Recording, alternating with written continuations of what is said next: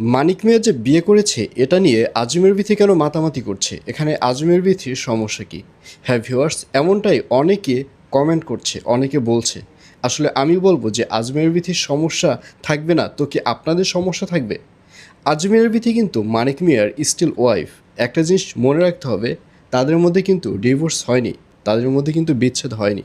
So বিচ্ছেদ না হওয়া অবস্থায় আজমের বিথির হাজব্যান্ড মানিক মিয়া আর একটা বিয়ে করবে আর আজমের বিথি বসে বসে আঙ্গুল চুষবে, এটা তো কখনোই সম্ভব নয়, এটা তো কখনোই পসিবল নয়। কোনো মেয়ে এটা চায় না, কোনো মেয়ে এই ধরনের কোনো কিছু আশা করে না। সো এখানে যদি আজমের বিথি সেই ব্যাপারটা নিয়ে লাফালাফি করে, আজমের বিথি যদি সেই ব্যাপারটা নিয়ে চারদিকে ছড়ায় কথা বলে, আমি মনে করি এটা একদম লিগালি রয়েছে। কারণ আজমের বিথিকে আমি মনে করি যে ঠকানো হচ্ছে। কারণ আজমের বিথি স্টিল মানিক মিয়ার ওয়াইফ থাকাকালীন মানিক মিয়া যে কী নাম রাখি না কি নামের একটা মেয়েকে শুনলাম বিয়ে করেছে, আবার মানিক মিয়া বলছে যে সে বিয়ে করেনি, সে রাখি হচ্ছে তার ফ্যান, তার ফ্যান তাদের বাড়িতে বেড়াতে এসেছে এবং বেড়াতে এসে 3 দিন থেকেছে।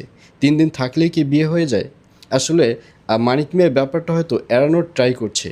গ্রামের মধ্যে একটা মেয়ে ফ্যান একটা ছেলের বাড়িতে এসে 3 দিন 3 রাত কাটিয়েছে এবং বলছে যে তাদের মধ্যে কিছু হয়নি, এগুলো কিন্তু আসলে বিশ্বাস করার মতো নয়।